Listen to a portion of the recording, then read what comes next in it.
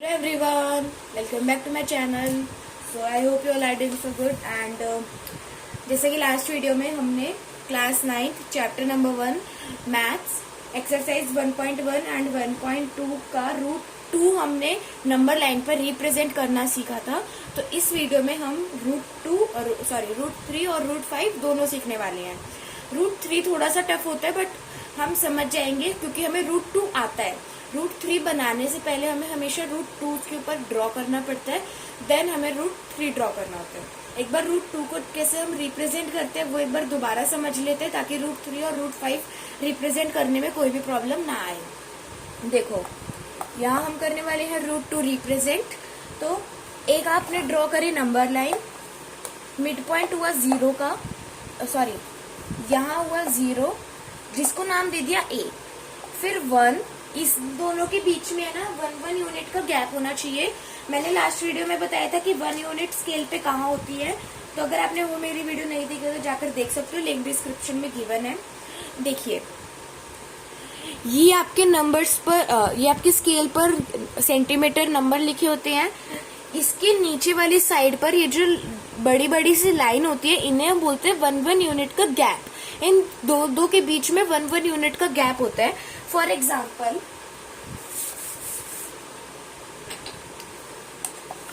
ये आपका एक स्केल है, मैंने इतनी एक नंबर लाइन ड्रॉ कर दी, ठीक है। अब मेरे को इस नंबर लाइन पर है ना एक यूनिट का गैप चाहिए, यानी 1 यूनिट का गैप चाहिए। तो मैं क्या करूंगी, नीचे वाली जो साइड होगी इसमें जो बड़ी बड़ी लाइन्स होंगी ना इनका गैप लूंगी, इन्हें हम बोलते हैं 1 यूनिट का गैप। आपको अपनी नंबर लाइन के हिसाब से 1 यूनिट का गैप लेना होगा। जैसे एक यूनिट यहाँ है 1, एक यहाँ 2, 3, 4, 5, टोटल 5 यूनिट्स मेरे एक नंबर लाइन पर बन गई। ये मैं ब्लैक बोर्ड पे बना रही हूँ इसलिए काफी छोटा सा लग रहा है, अगर आप पेपर पे बनाओगे तो सही बनेगा, ठीक है। ये एक नंबर लाइन हो गई। ये सबसे पहला पॉइंट दे दो इसको 0 नाम, जिसका नाम दे दो A। सेकेंड पॉइंट उसी के जस्ट साथ वाला इसको दे दो 1, जिसका नाम दे दो B। उसके बाद आपको कंपास से एक सेमी सर्कल ड्रॉ करना है B पॉइंट पे, यानी कि फर्स्ट पॉइंट पे, फर्स्ट यूनिट पे। फॉर एग्जाम्पल मैं आपको बताती हूँ, देखो जैसे हम रूट 2 रिप्रेजेंट करें।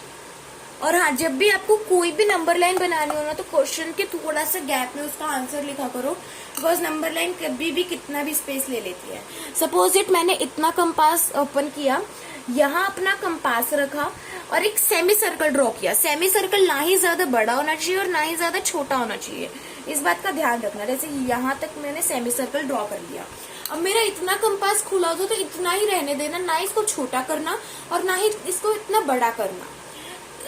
उसके बाद जो सेमी सर्कल का थर्ड पॉइंट होगा, यानी कि ये वाला पॉइंट जहां पर आ रहा होगा, इसके ऊपर रखो अपना कंपास और एक 60 डिग्री की आर्क लगा दो, यानी कि 60 डिग्री कहाँ आ रही है, यहाँ। उसके बाद 60 डिग्री की आर्क पे अपना कंपास रखो, देन 120 डिग्री की आर्क लगा दो।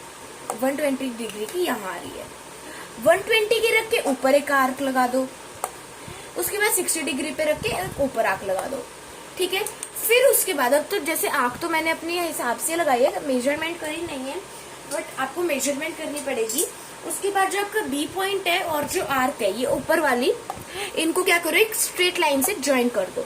मेरी लाइन टेढ़ी है यानी कि आर्क टेढ़ी है, so you have to measure it carefully. ये पॉइंट आ गया आपका एक आर्क का, इसको नाम दे दो C। अब C पॉइंट को और A पॉइंट को एक स्ट्रेट लाइन से ज्वाइन कर दो। लो भाई, इसको भी कर दिया, ठीक है। अब क्या करो, जो आपने C और A पॉइंट को ज्वाइंट किया है ना, ये कंपास इतना खुला हुआ था तो इसको थोड़ा सा बड़ा कर लेते हैं, या फिर इतना बड़ा करो कि वो A के पॉइंट पर आप कंपास रखो और C तक आपकी पेंसिल जाए। जैसे मैंने इतना कंपास खोला है बट ये छोटा है काफी, मैंने A के पॉइंट पर अपना कंपास रखा और C तक मेरी इतनी पेंसिल जा रही है, तो मैंने क्या किया, एक आर्क लगा दी जो कि B को क्रॉस करते हुए जा रही है। फॉर एग्जाम्पल दिस, यहाँ मैंने अपना कंपास रखा, यहाँ पेंसिल रखी पॉइंट पे, यहाँ तक ये आर्क आ गई, इसे हम कहेंगे रूट 2। अब आपको प्रूफ चाहिए कि रूट 2 क्यों है, क्योंकि मैं इसको भी तो रूट 2 बोल सकती थी, मैंने इसी को क्यों बोला, तो प्रूफ देखते हैं। देखो हम इसमें अब लगाएंगे, ऐसे क्वेश्चंस में हम लगाते हैं पाइथागोरस थ्योरम। तो पाइथागोरस थ्योरम अब हम यूज करने वाले हैं।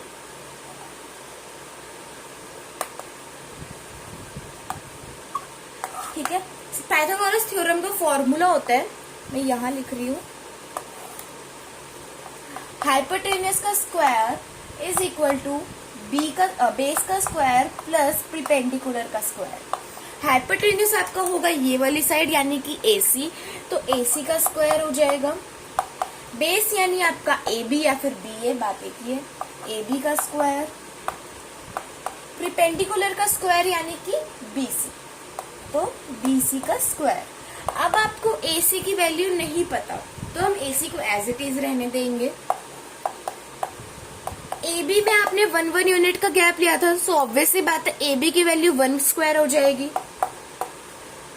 प्लस BC यानी कि इस वाले पार्ट में जो आपने गैप लिया, जब बेस में आपने 1 यूनिट का लिया तो ऑब्वियस सी बात है उसके जो परपेंडिकुलर लाइन होगी उसमें भी 1 यूनिट का अपने आप ही आ जाएगा 1 का स्क्वायर, यानी कि AC का square is equal to 1 plus 1, AC का square is equal to 2।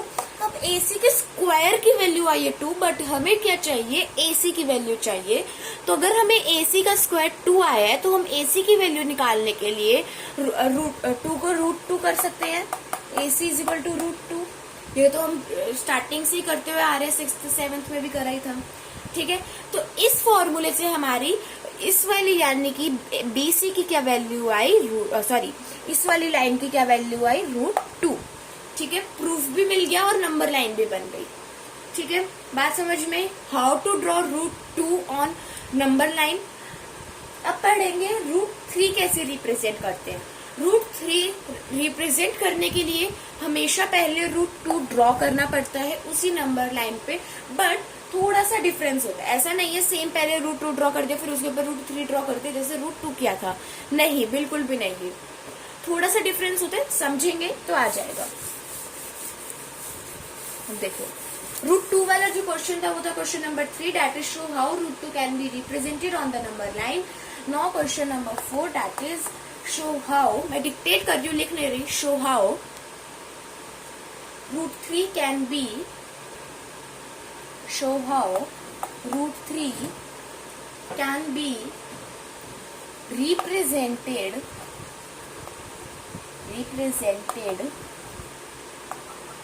on the number line।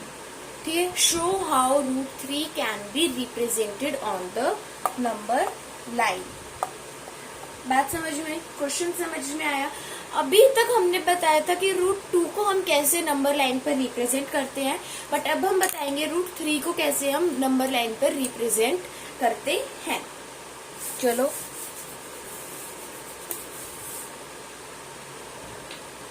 Same number line draw करेंगे, 1 यूनिट का गैप लेंगे। हाँ, ये नंबर लाइन थोड़ी सी लंबी ड्रॉ करना, ये आपकी एक नंबर लाइन है, इतना बड़ा स्केल नहीं है बट स्टिल ब्लैक बोर्ड के हिसाब से नहीं है इतना बड़ा, तो बाकी तो इतना ही बड़ा ही होता है। ये देखो यहाँ पर आपका 1 यूनिट का गैप हुआ, 1 2 3 4 5, फिर से आगे से लेते हैं। यहाँ पर ना मैं ब्लैक बोर्ड पे 2 यूनिट का गैप ले रही हूँ क्योंकि ब्लैक बोर्ड काफी मतलब नंबर लाइन जो है वो काफी छोटी बन रही है और यूनिट्स भी ज्यादा नजर नहीं आ रही। आप 1 यूनिट का 2 यूनिट का कितना भी ले सकते हो, बट लेना उतना ही पड़ेगा जितना आपने √2 के उसमें लिया था गैप। ठीक है, बिकॉज हम √2 पहले ड्रॉ करेंगे और √3 बाद में एक की नंबर लाइन पे।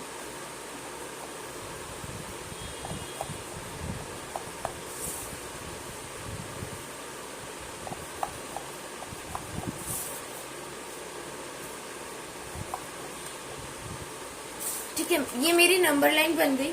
Same here 0 1 2 3 4 5 6 and dash dash dash dash, 0 1 2 3 4 5 6, 0 को नाम दिया A, 1 को नाम दिया B।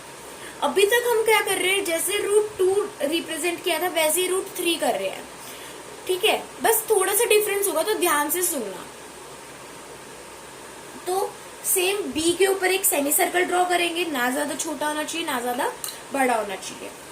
ये कंपास बी के ऊपर पॉइंट रखा, इतना बड़ा सेमी सर्कल ड्रॉ कर लो, इनफ रहेगा इतना, ठीक है। उसके बाद आर्क लगाएंगे जैसे √2 में लगाई थी, यहां कंपास रखेंगे, यहां आर्क लगा देंगे, यहां कंपास रखेंगे तो यहां आर्क लगा देंगे, यहां कंपास रखेंगे ऊपर आर्क लगा देंगे, यानी कि यहां कंपास रखेंगे तो यहां आर्क लगा देंगे, यहां, ठीक है। उसके बाद इनको ज्वाइंट करेंगे स्ट्रेट लाइन से, लाइक दिस। आर्क टेढ़ी बनेगी तो मतलब कहीं ना कहीं मिस्टेक हुई है, तो मेजरमेंट ध्यान से करना बहुत, ठीक है। सेम हियर इसको सी नाम दे देंगे। उसके बाद इस लाइन को ना थोड़ा लंबा ड्रॉ करना, एक ए और सी वाले पॉइंट को ज्वाइंट कर देंगे लाइक दिस। काफी वो हो जाएगा कॉम्प्लिकेटेड टाइप में, बट समझोगे तो आ जाएगा, ठीक है। अब क्या करेंगे, हम एक जो ये वाला पॉइंट है ना आर्क के बीच का पॉइंट, यानी कि सी वाला पॉइंट, इस पर एक सेमी सर्कल ड्रॉ करेंगे। देखो मैं रब कर रही हूँ, इस पर एक सेमी सर्कल ड्रॉ करेंगे। सेमी सर्कल इससे बड़ा भी हो सकता है, छोटा भी हो सकता है, वो कुछ मायने नहीं रखता इतना। यहाँ पर एक सेमी सर्कल ड्रॉ करा लाइक दिस, ठीक है। फिर उसके बाद हमने एक लाइन ड्रॉ करी, मतलब कि आर्क लगाई जैसे हमने यहाँ लगाई थी, एक आर्क यहाँ लगी, सॉरी एक आर्क यहाँ लगी और एक आर्क यहाँ लगी, राइट। एक आर्क यहाँ और एक आर्क यहाँ, एक ऊपर ड्रॉ करेंगे, एक यहाँ और एक यहाँ। सेम हियर ज्वाइंट करेंगे इन दोनों को,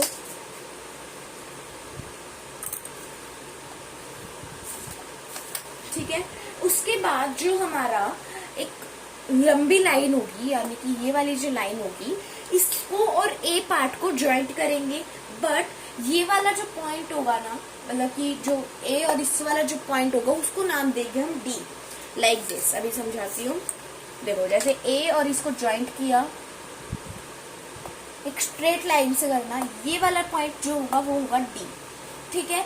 अब देखना है √3 कहाँ पर है। √3 अभी इसमें नहीं है, ना ही आपको कुछ लिखना, बस ये आपकी नंबर लाइन ड्रॉ हो गई। बात समझ में ही क्या किया, क्योंकि मैं अभी इसको रब करूंगी, देन आपको इसका पाइथागोरस थ्योरम समझाऊंगी। पहले √2 देन √3। देखो नंबर लाइन ड्रॉ करी, 1 यूनिट का गैप लिया, 0 1 2 3 4 5 6 एंड डॉट डॉट डॉट, जितना मर्जी आप ले सकते हो, जितनी लंबी आप ले सकते हो वो आपकी चॉइस है। बट 0 1 2 3 ये 3 4 तो ले ही लेना, √2 और 3 का हमारा कोई यूज नहीं है, बट स्टिल छोटी सी लेंगे तो अच्छे से नहीं बनेगी नंबर लाइन। 0 को नाम दिया ए और 1 को नाम दिया बी। उसके बाद बी के ऊपर एक सेमी सर्कल ड्रॉ किया, सेमी सर्कल से 60 डिग्री की आर्क लगाई, 60 डिग्री से 120 की आर्क लगाई, 120 से ऊपर 120 की लगाई और 60 डिग्री से एक ऊपर 60 डिग्री की लगाई। बी को और उस आर्क वाले पॉइंट को ज्वाइंट किया, इस आर्क वाले पॉइंट को नाम दिया सी। अब जो आपकी आर्क बनी है, इस वाले पॉइंट से आपने एक सेमी सर्कल ड्रॉ किया, छोटा बड़ा कैसा भी कर सकते हो आप, जरूरी नहीं है इसके इक्वल हो। उसके बाद सेम ईयर जैसे यहाँ प्रोसेस चला था वहां चलेगा, एक 60 डिग्री का आर्क लगाई, 60 से 120 की आर्क लगाई, 120 से ऊपर एक 120 की लगाई यहाँ वाली, और 60 से यहाँ वाली 60 की आर्क लगाई। फिर उसके बाद आर्क को इस वाले सी वाले पॉइंट को ज्वाइंट किया एक स्ट्रेट लाइन से, ये वाला जो पॉइंट बना इसको ए से ज्वाइंट किया, इस वाले पॉइंट को नाम दे दिया डी। अब देखेंगे √3 कहाँ पर है, इसको मैं रब कर रही हूँ।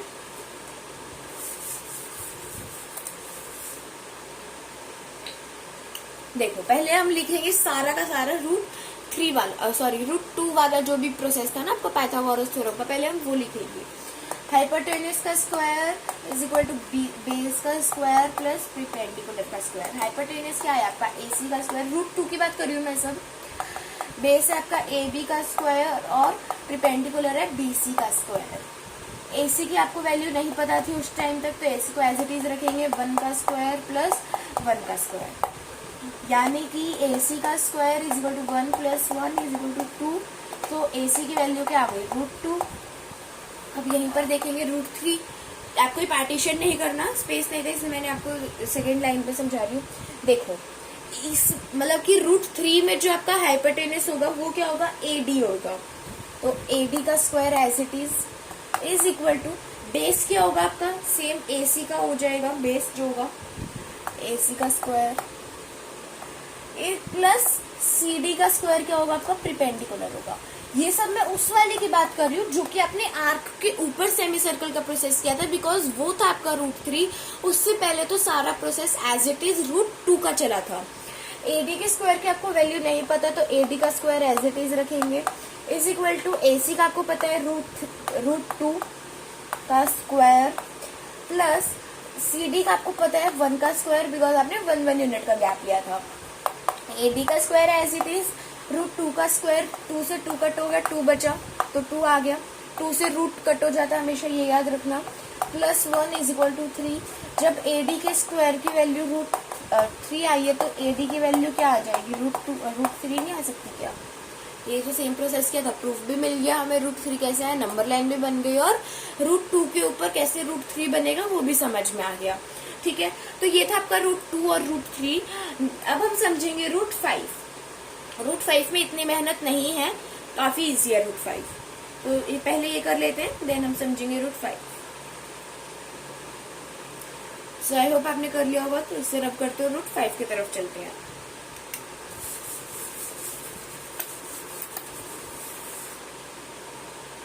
क्वेश्चन नंबर 5 देखो, show how √5 can be represented on the number line. This is the question, show how √5 can be represented on the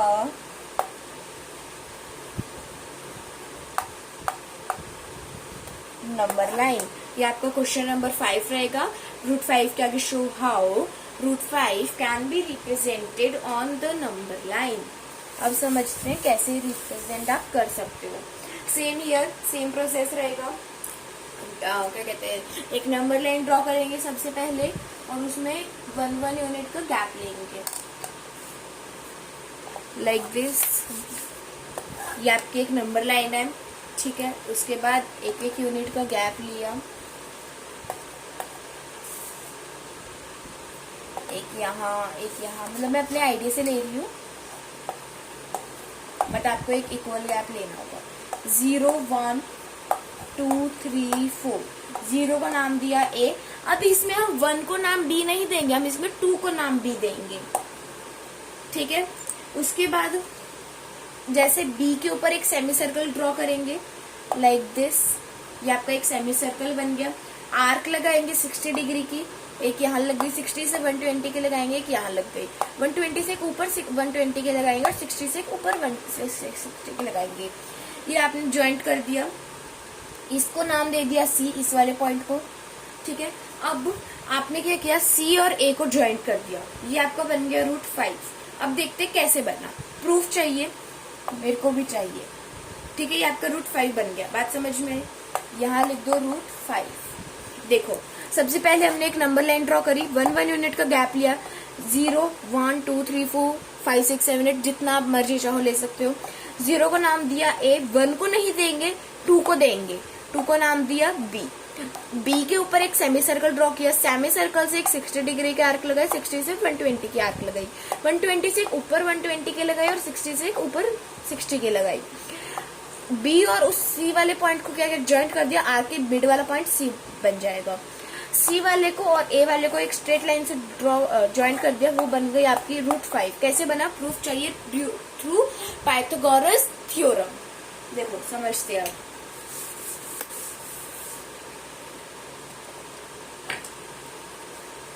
hypotenuse का square is equal to base का स्क्वायर प्लस परपेंडिकुलर का square. Hypotenuse यानी कि आपका AC हो जाएगा, AC का square. Base यानी कि आपका AB हो जाएगा, तो AB का स्क्वायर। परपेंडिकुलर यानी कि आपका BC हो जाएगा, तो BC का स्क्वायर। 1 यूनिट का गैप लिया था, बट AB में जो आपने गैप लिया था वो 2 का लिया था, 0 1 और 2, तो 1 आपने छोड़ा था, सीधे यहाँ तक पहुंचे थे आप, राइट। तो AC का स्क्वायर एज इट इज, हमें पता है √5 है, बट हमें प्रूफ करना है तो हम AC का स्क्वायर एज इट इज रहने देंगे। AB का स्क्वायर यानी कि 2 का स्क्वायर प्लस BC का स्क्वायर यानी कि 1 का स्क्वायर। AC का square is equal to 4, sorry AB का स्क्वायर 2 स्क्वायर था तो 2 स्क्वायर 4 प्लस 1 का स्क्वायर 1 इज इक्वल टू 5। जब आपकी AC का स्क्वायर की वैल्यू 5 आई है तो AC की वैल्यू निकालने के लिए क्या आप √5 कर सकते हो? बिल्कुल कर सकते हो। आपको प्रूफ भी मिल गया, नंबर लाइन भी बन गई, ये भी समझ आ गया that how to represent √5 on the number line. Okay, so exercise 1.1 and 1.2 and the intro of the chapter is complete. Now come to the exercise 1.3. काफी इजी है। हाँ, जो हमने इंट्रो में पढ़ा था ना, इंट्रो फर्स्ट वीडियो में जो पढ़ा था हमने इंट्रो में कि terminating, non terminating, decimal expansion, ये सब काम आएगा आपके इस वैल्यूज में, एक्सरसाइज में। तो ये कर लो, देन हम स्टार्ट करेंगे अपना एक्सरसाइज 1.3। ज्यादा बड़ी नहीं है, काफी इजी है। ओके, सो आई होप आपने कर लिया होगा।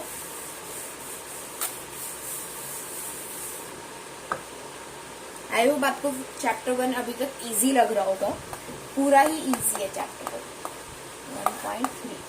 Question number 1। क्वेश्चन नंबर 1 है, write the following in decimal form and say what kind of decimal expansion each has. देखो, आपको जो फर्स्ट पार्ट दिया हुआ है ना, वो दिया हुआ है 36/100। अब आप इसको ऐसे तो लिख सकते हो, 0.36 आ जाएगा, ये सभी को पता है। बट आपको ये भी बताना है कि कौन सा डेसिमल एक्सपेंशन है, यानी कि टर्मिनेटिंग है, नॉन टर्मिनेटिंग बट रिपीटिंग है, नॉन टर्मिनेटिंग है, नॉन रिपीटिंग डेसिमल एक्सपेंशन है, आपको ये भी बताना है। तो आप इसको डायरेक्ट तो नहीं लिख सकते, आपको डिवाइड करके दिखाना पड़ेगा। अब देखो कैसे दिखाओगे, कैसे करोगे इसको सब। फर्स्ट पार्ट 36/100, 36 यहाँ अंदर लिखोगे, 100 बाहर लिखोगे, राइट, यही करोगे ना। उसके बाद 100, अब एक अगर आप 0 पॉइंट लगा दोगे तो आप यहाँ 0 लगा सकते हो, 3 पर आपका 300 चला जाएगा, 60 आ गया, पॉइंट पहले से ही था 6, एक और 0 लगा लेंगे, 6 आ गया, 600। आंसर क्या आ गया? 0.36। ठीक है, एक टाइम पे जाने के बाद ये खत्म हुआ, यानी कि इसका एंड हुआ। 0.36 के बाद इसका क्या हुआ? एंड हुआ। तो अब क्या करेंगे हम, इसको क्या, कौन सा नाम दे देंगे? टर्मिनेटिंग डेसिमल एक्सपेंशन, यानी कि पॉइंट के बाद चाहे एंड हुआ बट इसका एंड हुआ। तो टर्मिनेटिंग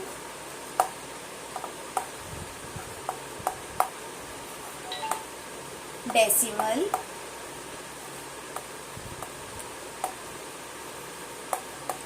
एक्सपेंशन। ठीक है, बात समझ में आई। अभी हम इसको, इसके और एग्जांपल्स, इसके और क्वेश्चन सॉल्व करेंगे तो और अच्छे से आएगा समझ। अब चलते हैं सेकंड पार्ट की तरफ।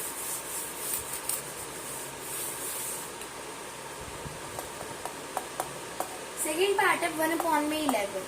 देखो, 1 अंदर रखोगे, 11 बाहर रखोगे, एक पॉइंट लगाओगे तो एक 0 ले सकते हो, बट एक 0 से काम नहीं चलेगा तो एक और 0 लेना पड़ेगा, एक और 0 ले लिया। 9 पे क्या गया? 99, 1 बचा, राइट। फिर से हमारे पास एक पॉइंट था, 2 0 ले लिए, पॉइंट था, एक 0 था, एक और बार 9 ले लिया, 99, दोबारा 1 बचा। ऐसे तो ही बार बार 99 आता ही रहेगा। हम दोबारा 0 और पॉइंट है तो हम क्या करेंगे, 2 0 ले लेंगे, दोबारा 9 लिखेंगे, 99 आ जाएगा। ये तो चलता रहेगा। इसका आंसर क्या बन जाएगा? 0.9 के ऊपर बार, सॉरी 0.09 के ऊपर बार। 9 के ऊपर बार का मतलब क्या हो गया कि ये बार बार चलता ही रह रहा है, यानी कि रिपीट हो रहा है। तो इसका क्या आंसर होगा? Non terminating but repeating decimal expansion. कभी खत्म नहीं हो रहा बट रिपीट हो रहा है पॉइंट के बाद। नॉन टर्मिनेटिंग, सेकेंड इसको रब करते हैं और फिर लिखते हैं non terminating but repeating decimal expansion. ना तो कभी खत्म हो रहा, ना कभी फिनिश हो रहा, टर्मिनेट हो रहा, बट रिपीट हो रहा है, क्योंकि आंसर क्या आ रहा है 0.09 के ऊपर बार. ठीक है, बार का मतलब ये होता है कि वो नंबर बार बार रिपीट हो रहा है. तो आप सिर्फ 9 के ऊपर ही बार लगाओगे, 0 के ऊपर नहीं लगाओगे, क्योंकि 0 रिपीट नहीं हो रहा. 0.09999 ये आ रहा है, तो मतलब 9 रिपीट हो रहा है. अगर 0.090909 आता तो आप 09 के ऊपर बार लगाते हैं. ठीक है, now come to the third part.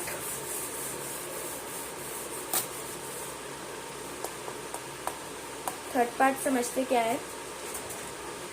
So third part है 4:1/8, यानी कि सॉरी 48 बन गया, 4:1/8, यानी कि मिक्स्ड फ्रैक्शन में. सबसे पहले आपको इसमें इसको क्या करना पड़ेगा, इम्प्रॉपर फ्रैक्शन में 33/8, राइट. 4 8 32, 32 + 1 33, 33/8. 8 को अंदर रखो, सॉरी 33 को अंदर रखोगे, 38 को बाहर रखोगे. ठीक है, अब इसमें आपका काम चल सकता है. 4 पे सबसे पहले क्या आता है 32, 1 बचा, एक पॉइंट लगाओगे, एक 0 लगाओगे. 1 पे 8 आता है, 2 बचा. ठीक है, एक पॉइंट है, 0 लगाओगे, किसने पे 2 पे 16 आता है. 4 बचा, 40 आता है 5 पे, तो यहाँ 40 आ जाएगा. ठीक है, यानी कि 4.125. तो ये कौन सा है, = 4.125. तो ये कौन सा डेसिमल एक्सपेंशन है, टर्मिनेटिंग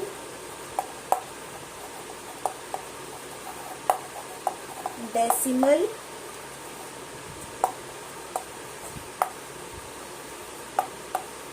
एक्सपेंशन. ठीक है, now 4th, 5th and 6th part is your homework. मैंने इसके 3 पार्ट करवा दिए इस वाले क्वेश्चन के. सारे सेम है. मैंने आपको बता दिया कौन सा नॉन टर्मिनेटिंग होता है, कौन सा टर्मिनेटिंग होता है, कौन सा non terminating but repeating decimal expansion होता है, सब बता दिया आपको. 4th, 5th और 6th part of question number 1 exercise 1.3 homework.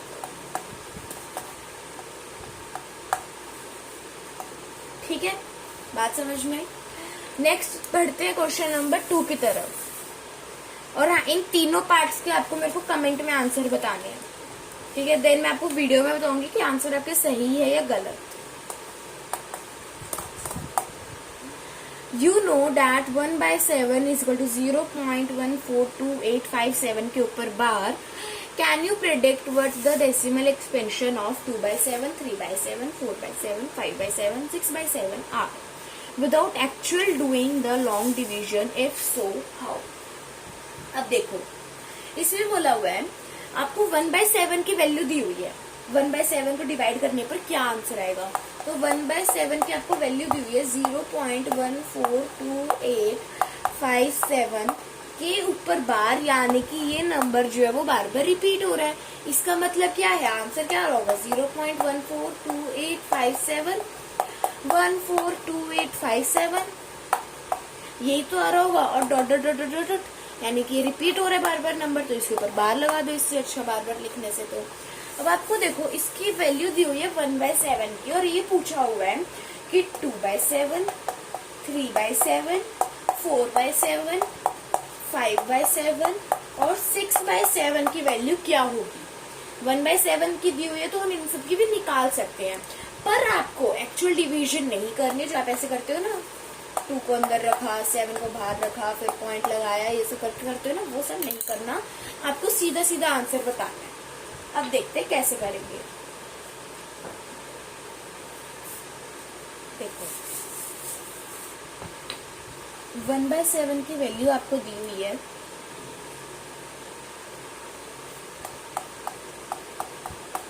0.142857, इसके ऊपर बार. ठीक है, अब आपको 2/7 की निकालनी है. अब आप 2/7 के निकालने के लिए आप ये लिख सकते हो 2 × 1/7। बात एक ही है, आंसर दोबारा घूम फिर के 2/7 ही आना है। अब आप 1/7 यानी कि इन दोनों को ये वाली वैल्यू लिख सकते हो इसकी जो आपको क्वेश्चन में गिवन है 0.142857। तो मल्टीप्लाई 0.142857 के ऊपर बार। अब वैल्यू पता चल रही है आपको 0.285714। इनको मल्टीप्लाई करने पर आएगा किसको 0.142857 मल्टीप्लाई 2 करने के बाद आपको ये वैल्यू आएगी। तो आपको पता चल गई 1/7 की वैल्यू आपको क्वेश्चन में गिवन थी 0.142857। 2/7 की वैल्यू कैसे आई 2 × 1/7। 1/7 की वैल्यू ये लिख सकते हो। तो इनको मल्टीप्लाई करने पर आपकी वैल्यू ये आ गई। ये बार है इनके नीचे, मैंने कोई ऐसे लाइन वगैरह नहीं ड्रॉ करी, बार है इसके ऊपर का। ठीक है, नेक्स्ट 3/7 भी सेम करेंगे। 3 × 1/7 यानी कि 3 × 0.142857। इसकी वैल्यू क्या आएगी 0.428571। ये इसकी होगी वैल्यू आ जाएगी। और इसके ऊपर बार लगाना मत भूलना किसी के ऊपर भी, क्योंकि ये जब 1/7 की वैल्यू बार बार रिपीट हो रही है तो जो भी वैल्यू निकालोगे वो सब रिपीट होगी बार बार। ठीक है, नेक्स्ट आपका आता है 4/7। इसको रब करते हैं ऊपर वाले को।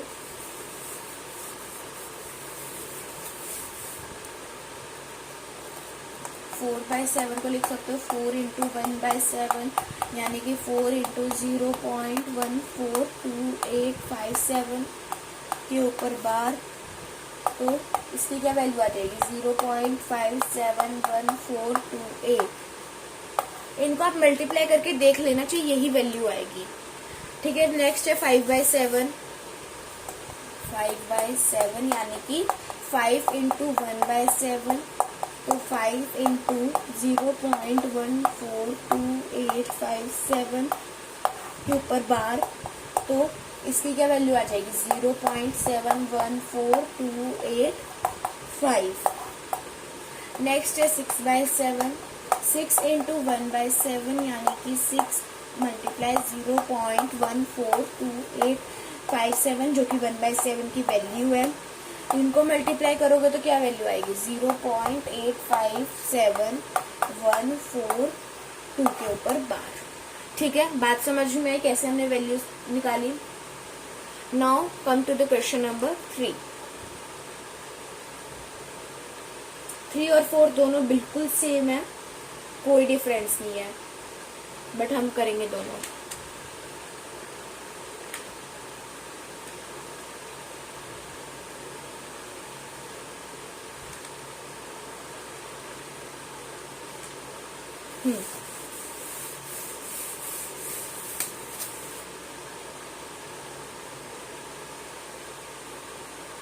Wait a second.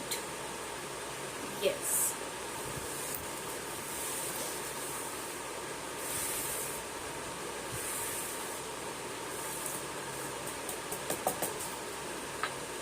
Question number 3.